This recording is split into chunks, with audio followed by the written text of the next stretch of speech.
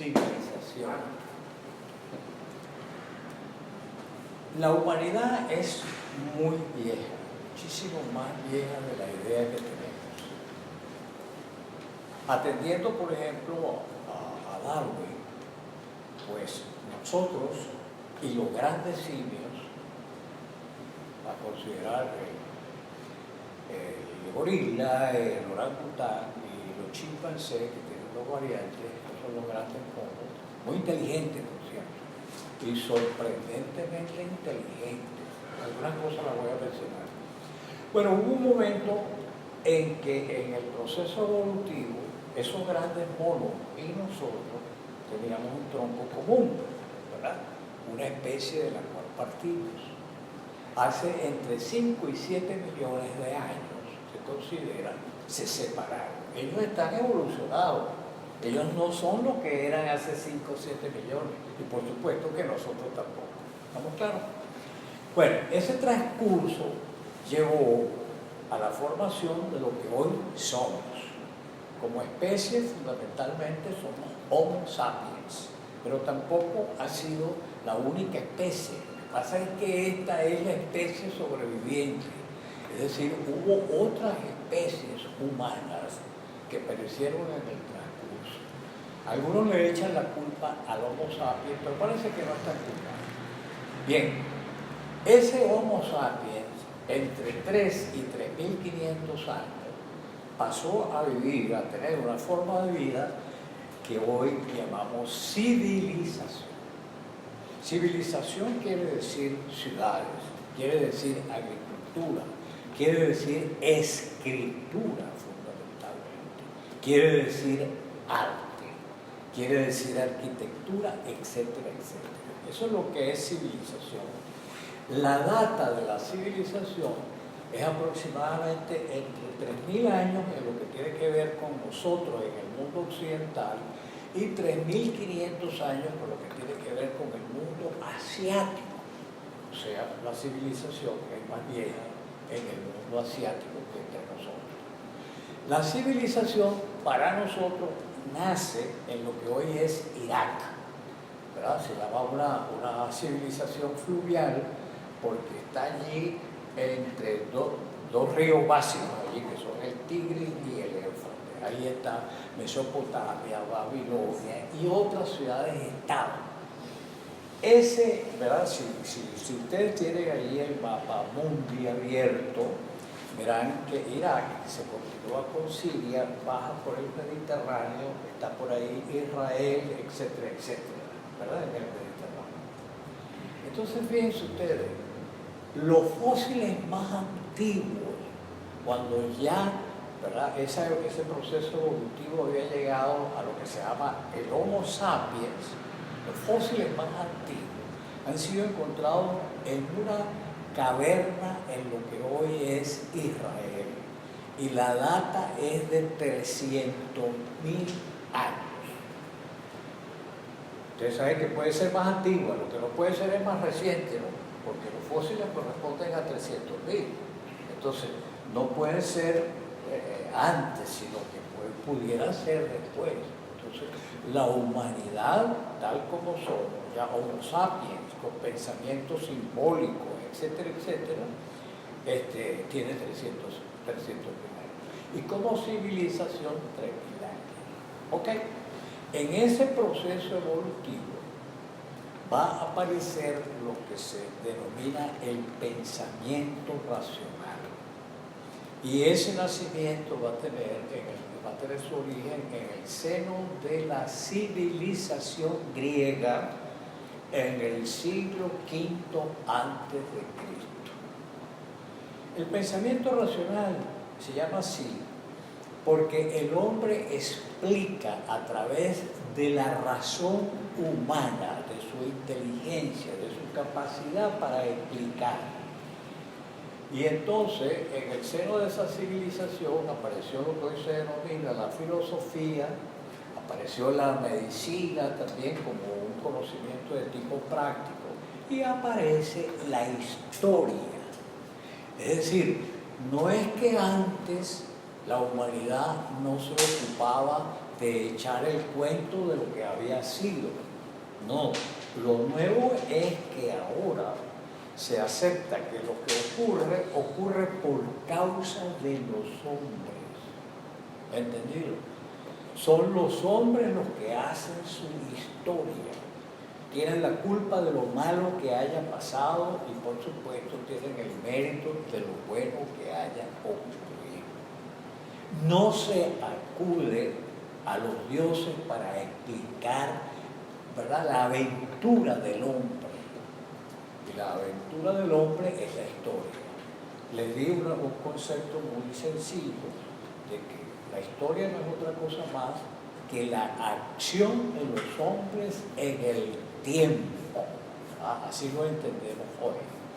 Bien, entonces, con el nacimiento del pensamiento racional aparece la tradición intelectual que nosotros llamamos historia, que es una explicación de la aventura humana, pero con conceptos humanos, ¿verdad?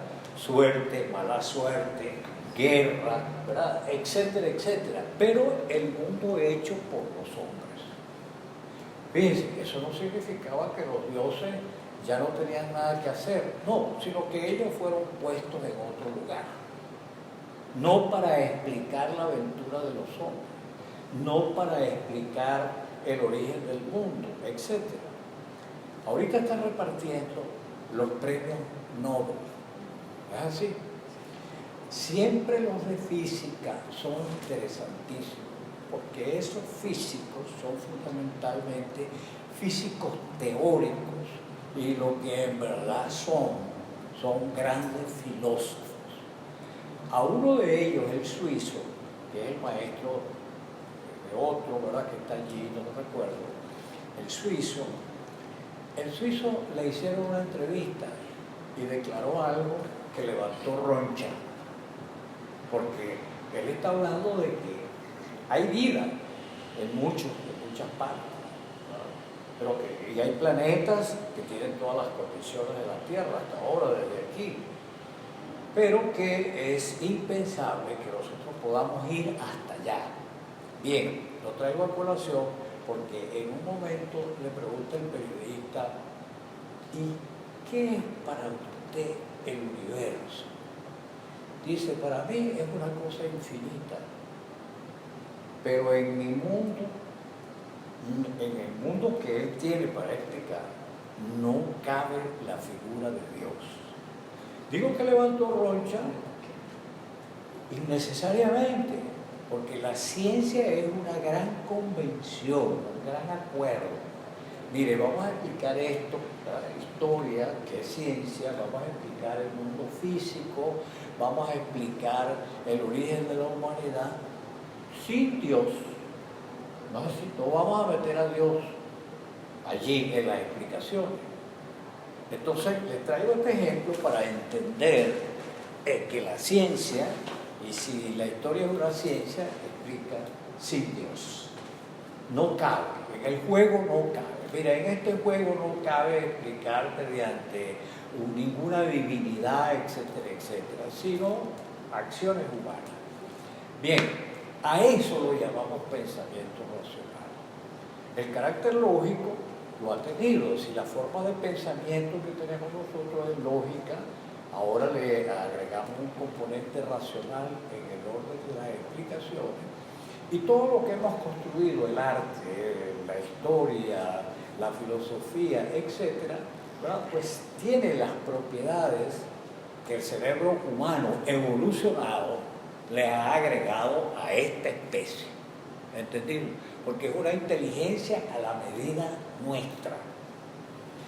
En ese nacimiento de la historia, por ejemplo, hay una gran ingenuidad. ¿Cuál es la ingenuidad? Que el hombre cree que lo que ve es exactamente la realidad. La ciencia está hecha de cosas sorprendentes.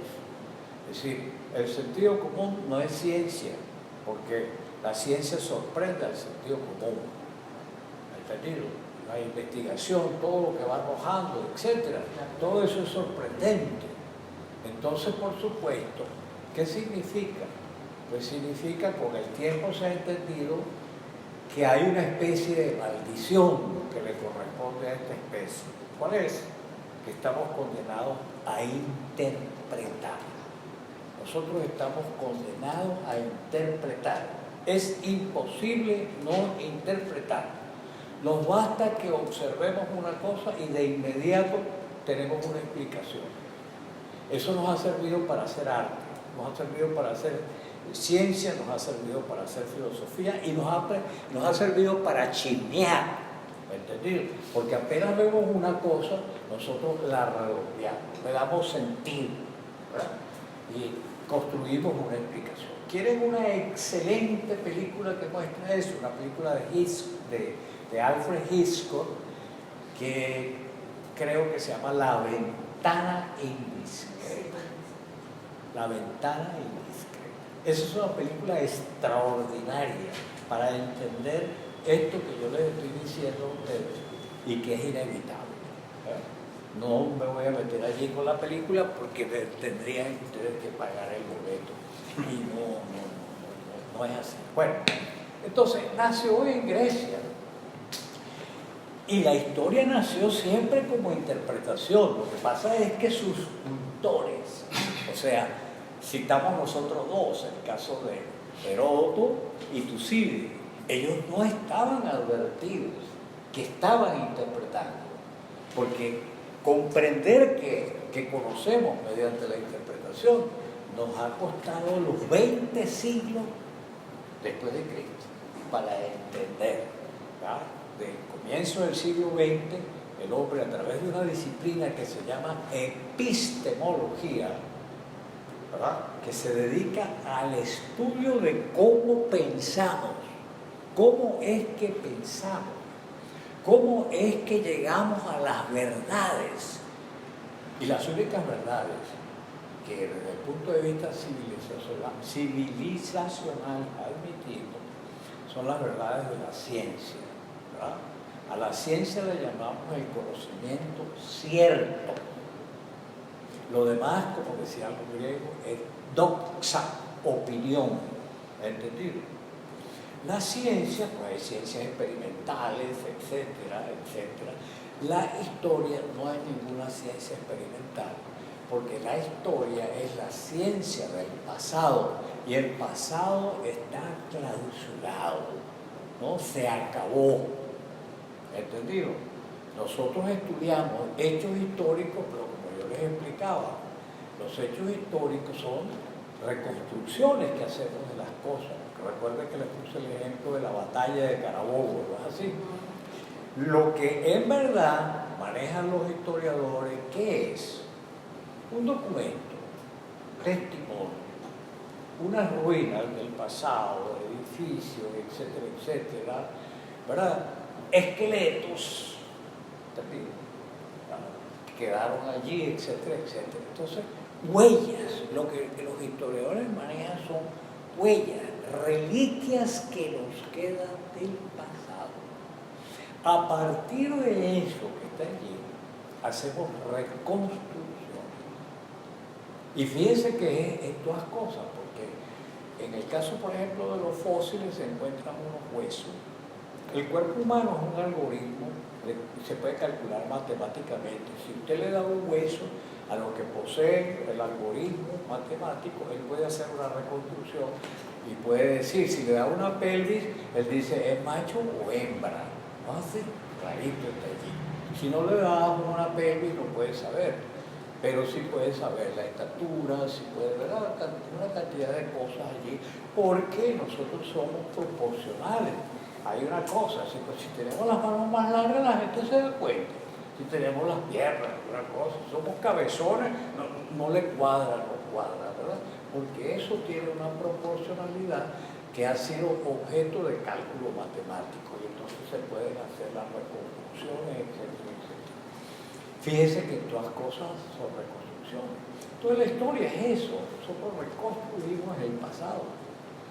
¿De qué nos valemos? Nos valemos de reliquias, ¿verdad?, de conocimiento que es indiciario. Hoy no tengo los abogados aquí cerca, ¿no? En criminología, ¿verdad?, hay una cosa muy clara, hay indicios. A usted lo pueden meter preso porque hay indicios de que usted cometió un delito, pero para condenarlo tiene que haber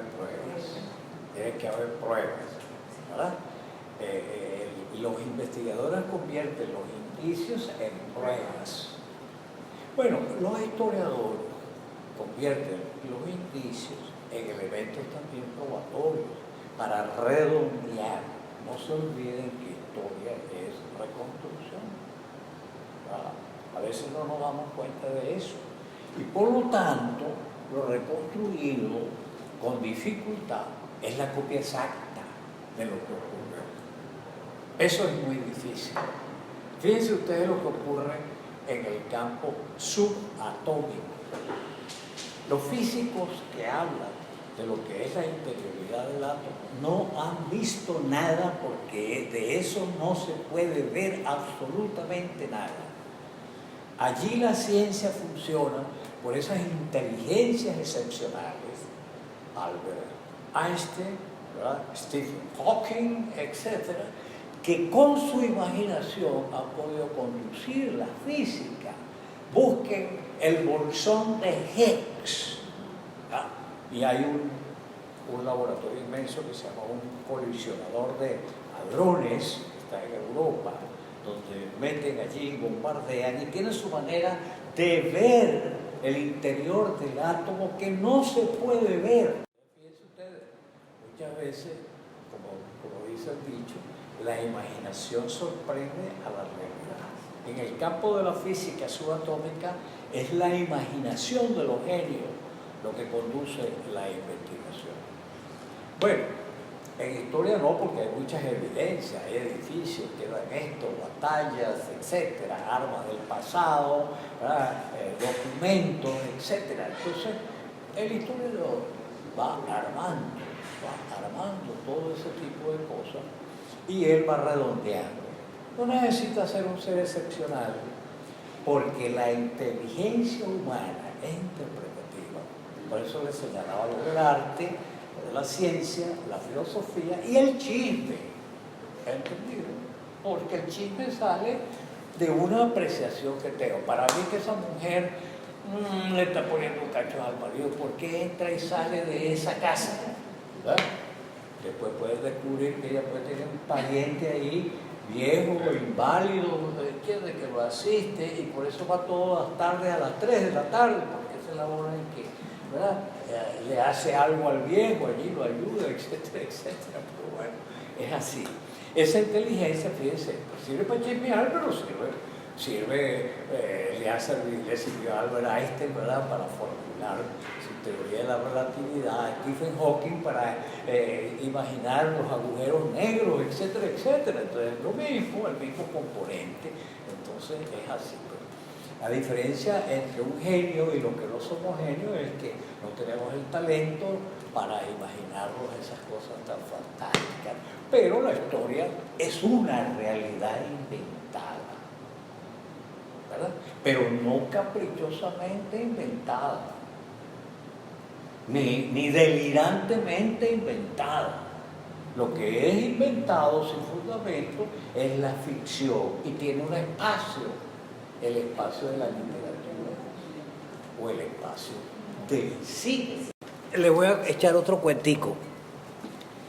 Cuando yo comencé mis estudios de filosofía, se comienza por Sócrates, Platón y Aristóteles. Entonces, hay un alumno, ay, mire, profesor, ustedes los profesores van a seguir allí, ¿verdad?, hablando de 500 años antes de Cristo. ¿No les parece que están un poquito atrasados? Entonces la profesora le dice, mire, ¿usted cree que tiene cuerpo y alma? Entonces le dice, sí. Y mire, sepa usted que esa idea la introdujo Platón en el siglo V antes de Cristo, que los griegos, la civilización griega, era ajena a esa idea. Y fíjense usted, cargar una idea que tiene 2500 años. ¿Verdad? Entonces, y así por el estilo, sus creencias, ¿verdad? Uno repite mucho a su mamá, a su papá, que mi mamá, que mi papá, y esa es una generación anterior. Los mitos, las creencias, etcétera, las formas de comportamiento, los conceptos éticos, lo que es bueno, lo que es malo, etcétera, etcétera. ¿Por qué? Porque fíjense ustedes, me repito a la civilización. Antes de la civilización, esos seres que eran inteligentes tenían formas de vida, ¿verdad?, desde el punto de vista social muy reducido, una tribu, una familia, etcétera, etcétera. Y por supuesto que debía haber allí una transferencia de creencias, etcétera, ¿no? Pero podemos decir nosotros que esos seres, antes de la civilización, eran seres naturales, en gran parte naturales, luchando con la naturaleza para sobrevivir.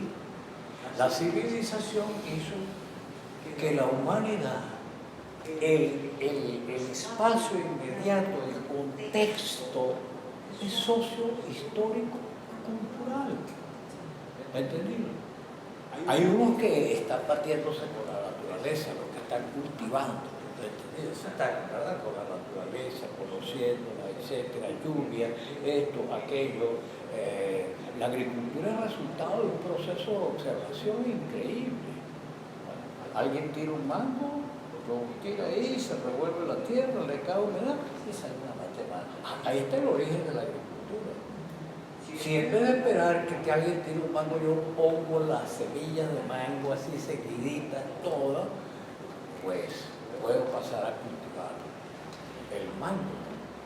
Y fíjense ustedes, también el caso de la domesticación de animales.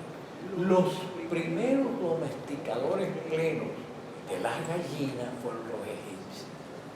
¿Entendés?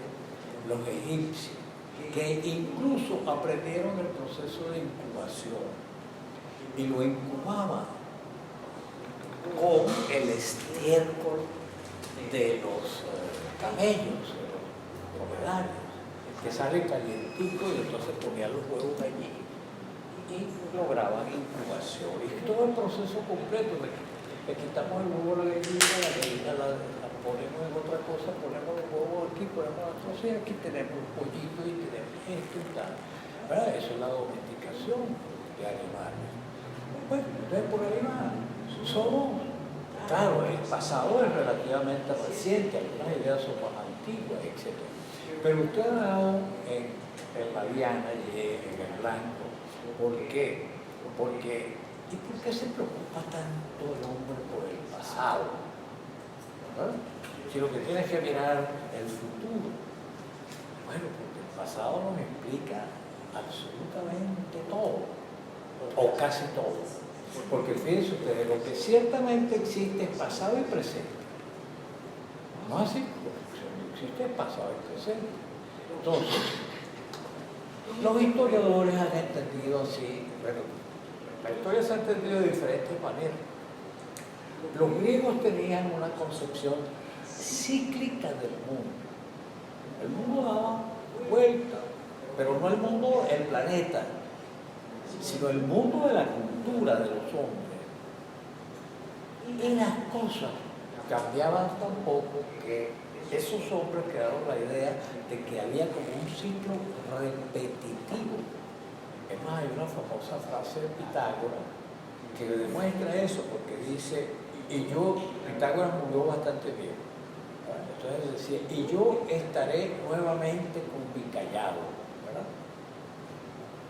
Quizás cuando lo dijo tenía como 90 años ya, ¿entiendes? Entonces tenía, ¿verdad?, una concepción cíclica. Les dije que quien introduce una concepción lineal de la historia es San Agustín. El mundo se acabó porque San Agustín es coetáneo de la destrucción de Roma. Es el siglo V, pero después de Cristo. Y el mundo se acabó porque y la civilización en gran parte se destruyó, hubo que reconstruir. La humanidad vivió reconstruyendo buena parte de su pasado, si ustedes se dan cuenta, ¿verdad?, con Carlomagno, por ejemplo, ¿verdad?, hay el intento, y fíjense, Carlomagno y lo que viene después denominan el Sacro Imperio Romano Germánico, porque es con los llamados pueblos bárbaros germánicos que se va a hacer un intento de reconstrucción de la civilización que se destruye con la destrucción de Roma, aunque después de Roma queda otro centro cultural muy importante, que era Bizancio, ¿no? Bizancio, Constantinopla, y de ser el idioma, por ejemplo, civilizacional por excelencia, que era el latín, pasa a ser el griego, porque esa parte de Bizancio, que es donde está ahora Estambul. Eso es Estambul. Entonces, como esa parte, por ejemplo, era parte de la civilización griega, ¿no? Toda esa parte allí, ese es el Egeo, ¿no es así? Ese es el Egeo y ese es el paso de los Dardanelos, el Bósforo y Mar Muerto. Los historiadores tenemos que estudiar en geografía, tenemos que manejar bien esas cosas. Entonces, como eso hace parte de todo, les decía que la destrucción de Roma se plantea la necesidad de reconstruir una civilización, porque Roma había sido el centro de una extraordinaria civilización. ¿Entendido? Entonces, al quedar destruido, menos mal que esos bárbaros que destruyen a Roma, por lo menos ya son cristianos. ¿Entendido? Y entonces hay, ¿verdad?, una cierta reconstrucción, hasta el punto de que Carlomagno, que es el que monta un imperio, no que se parecía al imperio romano, de extraordinarias proporciones, lo llama, es el germen, él es el germen de lo que se va a llamar el Sacro Imperio Romano, pero germánico, porque es por los descendientes de los antiguos bárbaros, de los pueblos germanos. Okay. Y fíjense que Carlomagno es, por ejemplo, un héroe para franceses y alemanes, porque esos son los francos, los francos, ¿verdad? Después van a aparecer otros pueblos, los romanos que tienen que ver con la conquista de Inglaterra, etcétera, etcétera. Bueno, entonces, reconstrucciones, ¿no? Sí, reconstrucciones. Y fíjense ustedes, cuando llega en lo que se llama el Renacimiento, que es entre los siglos XIV y XV, ¿qué es eso? Una vuelta al mundo clásico, a la pintura, a la arquitectura, al pensamiento, recuperar aquella civilización perdida, la filosofía, el griego, el latín, las obras, ¿verdad?, las obras clásicas, porque en un momento llega y Roma conquista a Grecia y Roma se convierte en el conducto, ¿verdad?, que va a transferir todas esas conquistas civilizacionales griegas. La lengua que hablamos, el español, tiene componentes griegos, tiene componentes del latín, ¿verdad? Es una lengua derivada de lo que se llama el latín vulgar, ¿no? Así. Claro, también tiene algún léxico, pues, árabe. ¿Por qué? Porque españoles y árabes y moros estuvieron ahí en contacto durante 800 años intercambiando desde espermatozoides, óvulos, etcétera, cultura. Tan es así que el último rey moro que sale en 1492 de España lleva los ojos azules. Entró moreno, con ojos posiblemente marrones, ¿no es así? Que son los más comunes. Y salió el último rey moro, Boabdil, sale blanco, ¿verdad?, y de ojos azules. ¿Qué había pasado? Bueno, usted sabe lo que había pasado ahí. Y esa es una interesante, le voy a abrir un paréntesis ahí para una interesante transferencia de cómo en la historia aprendemos a resolver conflictos también.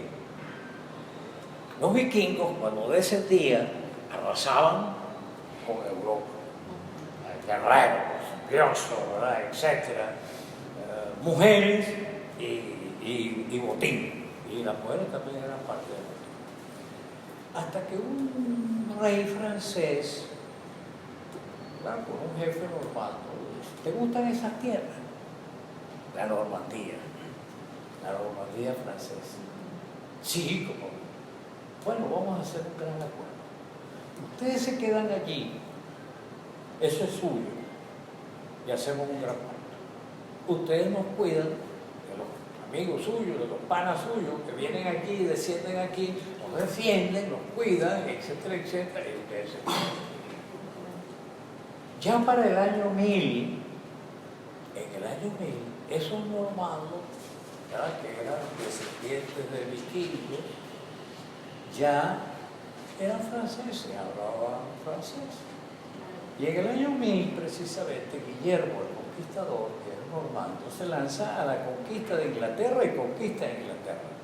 De tal manera que en la corte de Inglaterra se va a hablar casi por 2 siglos francés. Porque los normandos, ¿verdad?, ellos salieron de Francia, hablaban francés del año 1000, por supuesto, y conquistaron esa parte. Ese es el origen.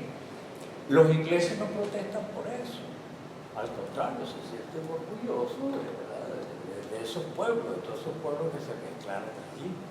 Bueno, seguimos allí entonces nosotros con nuestros cuentos. San Agustín, ¿verdad? Pues introduce un concepto importante: la historia es lineal, tiene un origen y va a tener un fin. Él le pone su fin porque como él es un santo, y San Agustín, ¿verdad?, es un santo inteligentísimo. Agustín es un genio. Los genios se reconocen porque ellos no pueden ser modestos, no pueden llevar vidas modestas, no pueden pensar modestamente, ¿entendido?, sino que crean cosas, referencias importantísimas.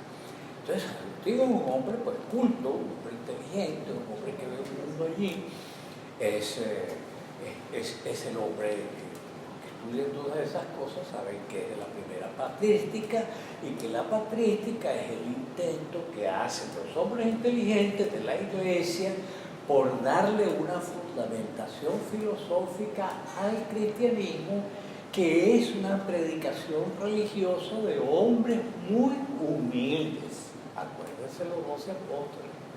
El único apóstol que sobresale es San Pablo, y es posterior, ¿verdad? Acuérdense el camino de San Pablo, va a ir a Damasco y ahí se le aparece el Señor, y él, que era perseguidor de cristianos, pues entonces Cristo, el Dios, lo convence y lo gana para su partido, y fue un hombre inteligente y culto de la suya.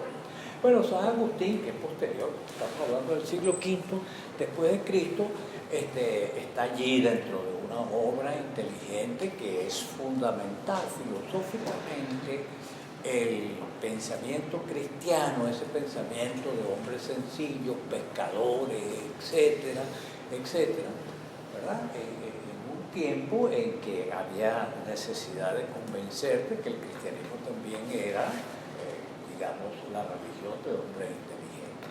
Y crea esa visión. Origen, fin, ¿verdad? El origen, él se lo pone porque el origen es Dios. Y el final es la construcción del reino de Dios en la tierra. Eso se llama en el pensamiento social una utopía, un mundo soñado. Ustedes saben quién se va a comportar como un gran seguidor de esa idea de San Agustín: Carlos Marx, el fundador del comunismo. ¿Entendido? Porque ¿cuál es el origen? Bueno, ¿cuál es el final? El comunismo. Todos los pueblos marcharán hacia el comunismo, y habrá un momento al final de la historia de que se vivirá en una sociedad comunista. ¿De dónde toma él esas ideas? Probablemente de San Agustín. ¿Entendido? Que es lineal, quiere eso, historia teleológica, etc. Ahí, desde allí, nos acostumbramos a ver que la historia es un proceso lineal. ¿Lo vemos así ahora? No, señor. No sabemos que la historia puede echar hacia adelante y echar hacia atrás. Nosotros estamos en un momento en que estamos retrocediendo en la historia nuestra, ¿no? ¿Sí o no? ¿Verdad? Exacto. Pues la historia también echa para atrás. Ok, esperemos darle el empujón hacia adelante después, bastante fuerte para alcanzar a los que, de los que nos estamos rezagando. Bueno, y otra idea nueva es que la historia no tiene fin, la historia no tendrá fin, no va a llegar a un punto, nada, eso ya lo dejamos aparte. La historia, la visión que tenemos hoy no es teleológica. Otra cosa, los historiadores nos han enseñado que la historia es un proceso donde se arrastran continuidades y aparecen cosas nuevas. O sea, si tuviéramos aquí una pizarra, yo se lo señalaría con líneas continuas y líneas que se cortan. ¿No es así? Se interrumpen. Eso se define así, la historia es un proceso sin solución de continuidad. Lo que quiere decir solución de continuidad es ruptura. Cuando decimos sin solución de continuidad, es decir, porque no tiene ruptura. Y aparece otra cosa importante. El pensamiento del hombre, de la humanidad. Cuando digo hombre, están incluidas las mujeres, pues ellas son inseparables y son la mejor versión de la humanidad. ¿Entiendes? Entonces, decía pues, el hombre, una de las características del hombre para entender el mundo es ordenarlo. Lo que es caótico, desordenado, eso no lo podemos entender nosotros. Entonces, para entender, ordenamos.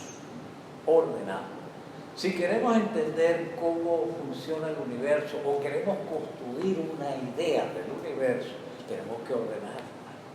Si queremos tener una idea de lo que ha sido la historia, tenemos que ordenarlo. La historia no es ordenada, la historia es caótica. Putin, Trump, esto, conflicto, Erdogan, y no sé qué cosa, etc. Es así, ¿verdad? Si llega un científico marciano que no tiene las características del pensamiento nuestro, lo que se compra el periódico o abre allí internet y va a haber un mundo caótico. ¿Esto qué es? ¿Entendido? Los historiadores lo ordenan, ¿verdad? Los politólogos ordenan, y porque nosotros no podemos entender lo que no tenga sentido. Entonces, cuando estudiamos algo, lo que hacemos es crear sentido, ordenamos. Por eso entonces, que si la edad antigua, que si la edad media, que si el feudalismo, que si esto, que si aquello, etc. Estamos ordenando el mundo para poder entenderlo. La historia se encarga de eso, de ordenar ese mundo aparentemente caótico para que podamos entenderlo. Bien, entonces fíjense ustedes, el otro paso importante después de San Agustín es un periodo en que se llama la historia erudita, donde los historiadores aprenden el valor, por ejemplo, del documento. La historia, ya les dije, trabaja con indicios, trabaja con reliquias, etc. Trabaja con documentos, trabaja con ruinas, trabaja con esqueletos, trabaja lo que quede del pasado. Lo que quede del pasado lo ordenamos. Y le damos explicaciones que son explicaciones de sentido, porque si no, no entendemos. Y lo que se nos presenta así caóticamente, no entendemos. Ese señor habló y yo no sé qué coño dijo. ¿No ha entendido? ¿Por qué? Porque fue caótico, como yo estoy diciendo ahorita aquí, creo. Pero tratando de ordenar la cosa. Bueno, el documento lo cito por una cosa muy importante. Quien sabía verdaderamente del documento era la iglesia, porque la iglesia es muy antigua. La iglesia sabía de falsificación, ¿entendido? Sabía de muchas cosas. Entonces, fíjense ustedes que hay que seguir con la civilización. La escritura, cuando nació en Mesopotamia, el hombre escribía sobre tabletas de arcilla. Por eso se llama una escritura cuneiforme. Y después por allá, en Egipto, sabemos del papiro, ¿no es así? Para escribir, hasta que los chinos hicieron la maravilla de inventar el papel, ¿no es así? Porque allí, de ahí en adelante, después vino un señor llamado Gutenberg, ¿entendido? Y entonces inventó la imprenta. Oye, qué maravilla, imagínate. Pero ya eso es, ¿verdad? El siglo XVII, XVIII, no me acuerdo bien, está por ahí, o XIX, por ahí más o menos. Es bastante reciente, si tomamos en cuenta la edad de la humanidad y de la civilización. Bueno, el documento sí, porque los historiadores, no es que aparece este escrito y yo me guío aquí. No, tiene que hacer lo que se llama crítica de las fuentes. Usted me cuenta a mí, y es lo que hacemos normalmente, vamos a ver si lo que me dijo ella es verdad. Yo le voy a preguntar a una hermana de ella y a ver si qué me dice y a ver si la sorprendo con algo. Ah, no. Y lo mismo el señor juez que va a condenar a alguien. Ah, sí, que lo vimos cuando él salió corriendo con un cuchillo en la mano. Y él dice, no, ese es el cuchillo porque yo estaba matando corderos. Y la cosa está, ah, sí, entonces, bueno, y el cordero, ese señor te lo conoce, sí, eso es como yo lo compro cordero, siempre él. Ah, siempre. Tienen que establecer la verdad, ¿no? Así, la verdad. Entonces, el historiador tiene que revisar sus fuentes que sean veraces, testimonios, documentos. Hay unas cosas que llamamos los que trabajamos en historia, lo llamamos las fuentes primarias. ¿Qué es la fuente primaria? Bueno, la fuente primaria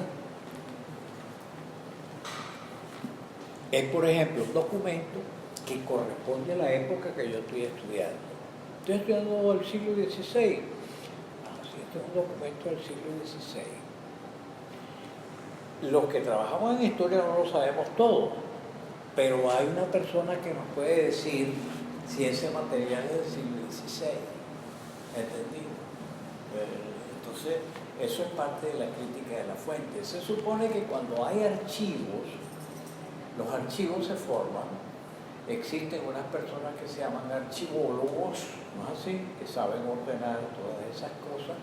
Pero además hay un trabajo previo para que un documento caiga en el archivo y el archivo lo registre que corresponde a tal cosa, etcétera, etcétera. Tiene que haber sido revisado, ¿verdad? Como muchas veces se revisa una obra de arte que se le atribuye a un determinado pintor, ¿no? Sí, por ejemplo, Caravaggio. La única obra que firmó Caravaggio fue la decapitación de San Juan Bautista, que la pintó en La Valeta, en Malta. ¿Verdad? No te digo eso porque yo he estudiado a Caravaggio, ¿verdad? Me lo han puesto como tarea y entonces yo he tenido que investigar a Caravaggio. Esa es la única obra que él pintó. Lo que pasa es que... Sí, él firmó. Que él puso el nombre de él. Es lo que se la firmó, le puso la firma autógrafa. De resto, él, ¿verdad? 150 obras que se le atribuyen a Caravaggio, que es un genio de la pintura, él no la firmó. Lo que pasa es que, como él fue pintor de la iglesia, entonces la iglesia la recogió en su museo. Por ejemplo, una obra que recientemente le atribuyeron a Caravaggio fue vendida en 120 millones de euros. Revise bien a ver si usted puede tener una por aquí. ¿Entendido? Bueno, entonces cosas así, los historiadores tienen que, testimonios veraces, esta espada, sí, con esta espada se perdió esta cosita, pero vamos a traer a todos los que dicen que esa espada corresponde allí a ese tiempo, ¿no? Así, porque me pueden estar engañando, ¿no? Entonces, eso se llama crítica de la fuente. Averiguar que realmente, ¿verdad?, esos indicios, esos elementos que están allí, esas reliquias que aparecen allí corresponden a su tiempo. Si es un texto escrito, que esté el papel, el agua fuerte, el sello, etc. Entonces, de eso había aprendido muchísimo la Iglesia.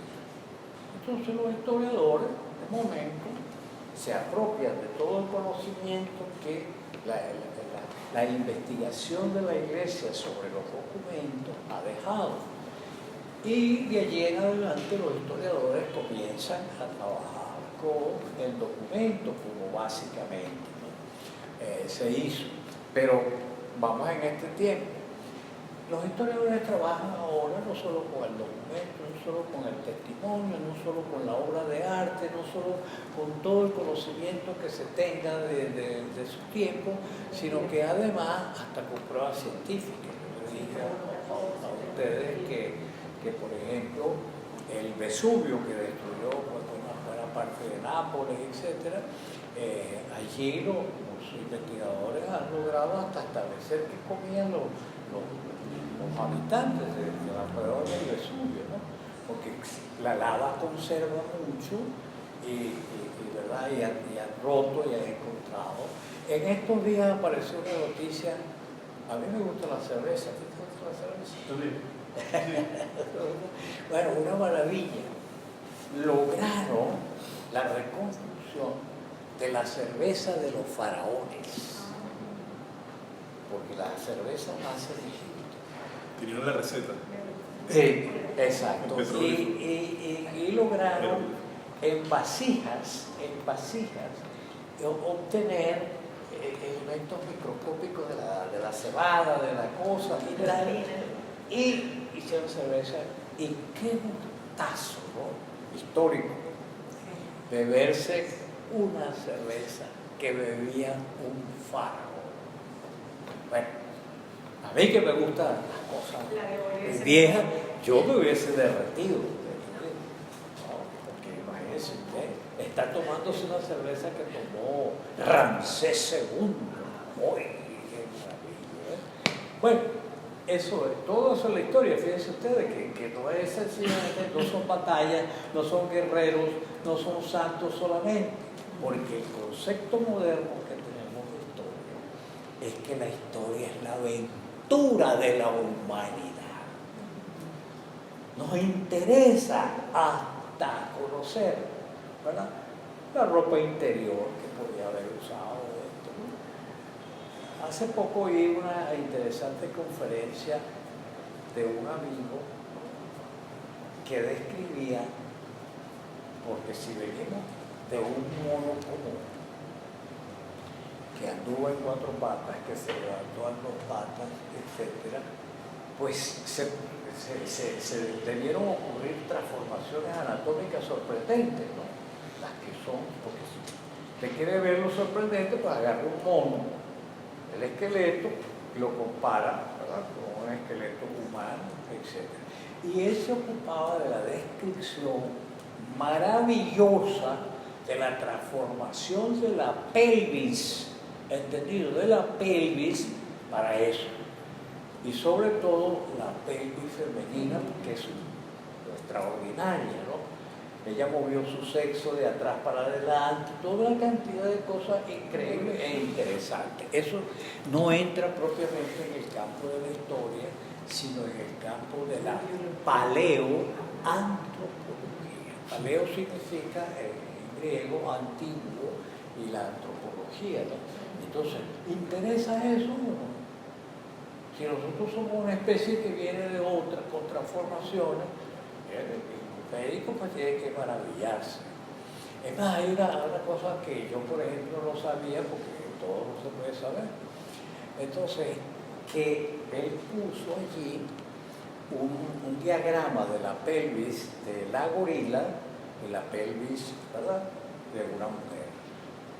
Y entonces, el meato, usted me dijo, el meato urinario no está en la gorila, no está, ¿entiendes? Entonces, el meato urinario es porque, claro, la vejiga está por aquí, y entonces la evolución creó, en el caso de la humanidad, ¿verdad?, una vía de desagüe para la vejiga distinta del canal vaginal. Y otra cosa interesante, perdón la digresión, el clítoris está en esa especie en el canal vaginal, allí próximo, ¿no? Y como el creador quiso que el acto de reproducción fuera muy placentero, él es el que tiene la culpa, ¿entendido? Estaba allí, ¿verdad? Y entonces el gorila, que es un gigante, tiene un pene de 5 centímetros. Y con ese pene complace a la gorila. ¿Por qué? Porque el clítoris está en la entrada del canal vaginal. Pero en el caso de la mujer, se subió y cuesta ahora otro tipo de trabajo. Bueno, entonces fíjense ustedes, pero eso es paleoantropología, pero es muy importante por lo siguiente. Fíjense ustedes, la historia hoy. Yo me refiero a cosas así para hablar de la historia hoy. Entonces, la historia hoy utiliza no solo argumentos, gestos, información científica, etcétera, ¿verdad? Le interesa, aunque la historia es desde el punto de vista de la escritura para acá. ¿No es así? ¿Qué es historia? Historia es la aventura de la humanidad, pero después que apareció la escritura. ¿Qué hay antes, cuando no había escritura? Hay prehistoria. Hay prehistoria. Y entonces se puede saber muchísimas cosas se sabe, de hecho ya se sabe muchísimas cosas. Pero como nosotros somos una especie evolucionaria que es vieja, ¿entendido? Hay muchas cosas que tienen que ver. Me voy a sorprender de lo siguiente. El estudio que han hecho los primatólogos sobre orangutanes, gorilas y chimpancés demuestra que esos monos, tienen concepto de justicia, ¿entendido? Tienen luto, guardan luto, ¿entendido? A la gorila, cuando se le muere la cría, la carga encima hasta que se descompone. Y es una situación luctuosa, ¿entendido?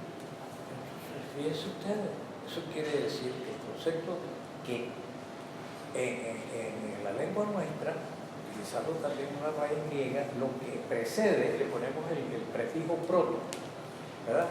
Protohistoria es lo que antecede a la historia, ¿entiendes?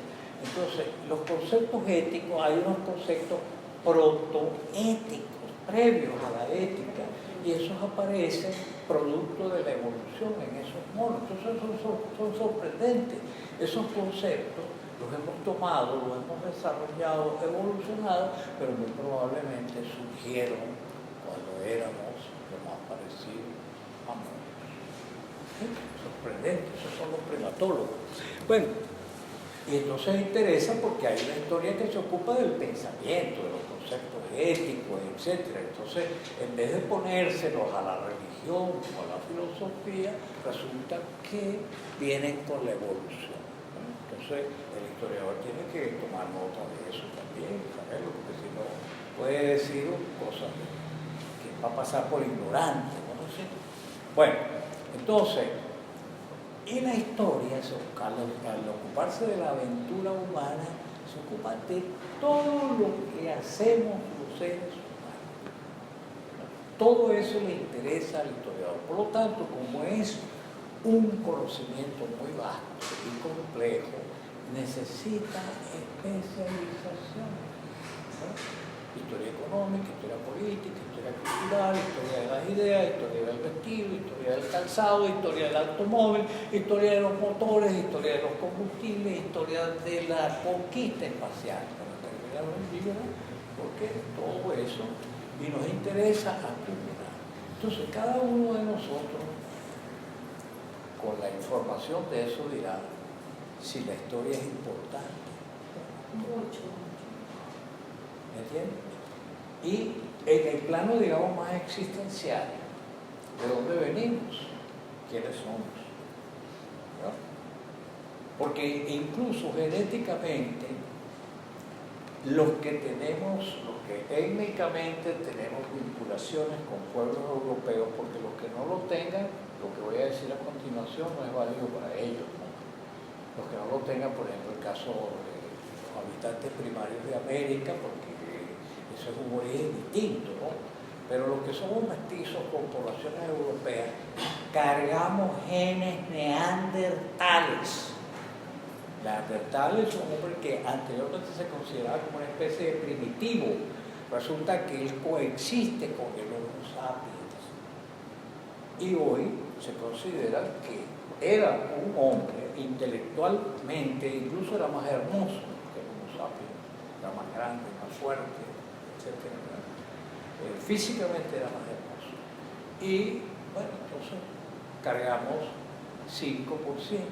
Pero hay un hombre que todavía no se conoce bien, pero se sabe que existió, lo llaman Denisovano, por allá en Siberia. Denisovano, fue el nombre que le pusieron, ¿verdad? Entonces resulta que las poblaciones asiáticas tienen genes denisovanos. Ustedes saben que pasaron por el estrecho de Bering, allí donde se une Asia con América, por ahí pasaron, y entonces esos denisovanos hasta ahora se sabe que estaban por allí y que se aparearon con neandertales. Entonces han aparecido unos restos que ya saben que es una hembra, hija de una neandertal que le puso los cachos con un denisovano. Porque es así. Bueno, para decirlo en términos coloquiales. Y entonces hay un hombre americano que es distinto porque él no pasó por este otro tipo de mestizaje. Y en el caso de las civilizaciones asiáticas y de China, porque las civilizaciones más antiguas, y China es un país con historia de 10.000 años. Entonces resulta que el origen no es un Homo sapiens, es lo que se llamó un Homo erectus, ¿verdad? Erectus porque se levantaba, caminaba sobre sus patas, mucho más primitivo, pero que por supuesto en el escenario asiático evolucionó, porque usted no le va a decir a ningún chino hoy que él viene de alguna especie inferior, ¿verdad? Los chinos han creado civilización y cultura con mucha referencia y ahorita están disparados, ¿no? Disparados. La conquista espacial, tecnología, la infraestructura de China, y siempre ha sido un mundo maravilloso. El primer europeo que dejó testimonio de lo que vio China fue Marco Polo, y lo que escribió lo sorprendió. ¿Entendido? Cuando los portugueses le dieron la vuelta a África y llegaron a la India, porque ellos eran tan buenos navegantes como los españoles llegaron a América y ellos llegaron a la India. En los segundos y terceros viajes quisieron hacer comercio y se llevaron sus cosas. Y era como una especie de buhonero que saliera a vender un poco de cachivache horrorosos al lado de la seda, de las cosas, ¿verdad?, que había en Asia, de la filigrana del oro, etcétera, etcétera. ¿Entendido? Entonces hay que respetar las cosas, ¿no? Ese es otro homínido, no es el Homo sapiens, es otro homínido, ¿verdad?, que evoluciona. Entonces eso lo hemos aprendido, porque anteriormente también teníamos la idea de que era uno que iba por esto, tal, llegó Homo sapiens y eso somos nosotros ahora. No, señor, eran varios. Neandertales, denisovanos, el Homo erectus, etcétera, etcétera. Entonces, eso nos lo ha enseñado la paleoantropología de hoy, que utiliza, gracias a científicos, la posibilidad de extraer ADN arcaico de todos esos fósiles y hacer reconstrucciones maravillosas. Bueno, si nosotros redondeamos la historiografía de hoy, entonces es una ciencia muy compleja, tiene pretensiones de verdad. Voy a ocuparme ahorita de lo que es la verdad. Una cosa es la veracidad, porque la veracidad es que usted me está diciendo lo que vio. Si usted es testigo de algo, ¿verdad? Lo escribió o porque oralmente no lo dice, usted me está diciendo la verdad, lo que vio, lo que oyó, lo que leyó, etcétera, etcétera. Pero eso no es la verdad. El juez tiene que establecer la verdad a partir de todos sus testimonios. Los historiadores tienen que establecer también un criterio de verdad a partir de lo que recogen. Entonces, las ciencias experimentales está muy fácil porque ellas reproducen unas condiciones y ahí debe darse el fenómeno. Si no se da el fenómeno de la lluvia, para poner una cosa sencilla, la lluvia es evaporación, ¿verdad? Se gasifica el líquido que es el agua, etc. Se acumula por allá en eso que llamamos nosotros nubes, se produce por baja de temperatura una condensación, llegado a un cierto punto. Eso yo lo puedo reproducir en un laboratorio. Si yo tengo una idea verdadera de la lluvia, lo puedo reproducir. No hay ningún problema. Pero la reconstrucción que hacen los historiadores del pasado no se puede someter a ningún experimento de este tipo. Entonces aparece un criterio de verdad que es propio de las ciencias sociales. Se llama, ¿verdad?, el criterio dialógico consensuado. ¿Entendido? Verdad será lo que se investigue y lo que reciba consenso, ¿no? Consenso, y por eso la ciencia es un conocimiento público. Es un conocimiento público. Yo publico, ahí está, por ejemplo, ese es un libro mío, ¿verdad? Y yo hice una investigación y ahí está. El que lo lea, el que lo vea, otro historiador, no señor, eso no ocurrió así. ¿Y cómo fue que ocurrió? Mira, ocurrió así. Ah, perfecto, ¿verdad? Sí, bueno, está bien. Entonces se va construyendo una cierta visión. Entonces, la verdad histórica es resultado de la comunidad científica de historiadores, que consensualmente, ¿verdad?, establecen, que más cerca. Colón descubrió América, qué perfecto, muy bien. Que los vikingos, no sé, vinieron, que yo no sé qué. Bueno, sí, ok, aparecen, hay elementos. Pero es ese descubridor, porque a partir de él y de lo que vio, ¿verdad?, así como cuando el avión va para Margarita, él va prácticamente por una autopista, por eso le puede poner ¿cómo llaman? El piloto automático. Exacto, el piloto automático, porque yo lo pone ahí, llega allá, pasan 25, 30 minutos y el piloto desconecta, ahora voy a descender. Yo creo que el piloto automático ahora no sabe descender, ¿no? ¿Entiendes? Entonces es así. Y lo mismo en las rutas marítimas, porque lo que tiene que hacer es apreciar los vientos, ¿verdad?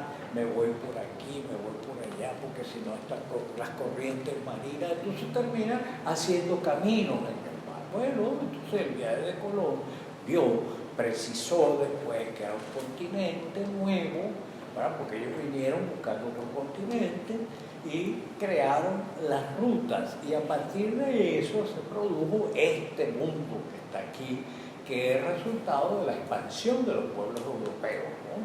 Nosotros somos el resultado, como hay otros, de expansión de los pueblos europeos, ¿no? ¿Entendido? Profesor, ¿usted cree que los chinos, los asiáticos, pues tuvieron que entrar aquí antes de los españoles? Digo por los rasgos de los indígenas nuestros. No, eso ya más o menos está establecido por diferentes rutas, me parece mentira, pero llegan por el mar. Claro. Llegan por el mar, sí, entonces es el hombre indígena americano tiene que ver más con el hombre asiático, ¿cierto? Sí, la extracción. Claro, entonces perdidos en los tiempos. Hay una fecha, por ejemplo, 25.000 años para el caso de Norteamérica, porque como pasaron por el estrecho de Bering, etcétera, etcétera, esos que pasaron por ahí llegaron, ¿verdad? Acuérdense que nosotros tenemos dos civilizaciones muy importantes que son, ¿verdad?, indígenas, que son la civilización maya y azteca y la civilización inca. Y ellos están a la par de otras civilizaciones. O sea, no es que estaban quedados, no, mira, a la par. Hacían ciudades, tenían caminos, comerciaban, ¿verdad?, tejidos. Fíjense ustedes el maíz. El maíz se ha descubierto porque hay un fenómeno curioso. Pues. El hombre creyó por mucho tiempo que la muerte era un viaje hacia algo. Y por eso le ponían comida, y le ponían bebida, y le ponían lo que le gustaba, por supuesto, a los que pagaban todo y eran poderosos, ¿no? Entonces, fíjense ustedes, aparece el maíz de un tamaño así. Para que el maíz se volviera así, ahí hay agricultura.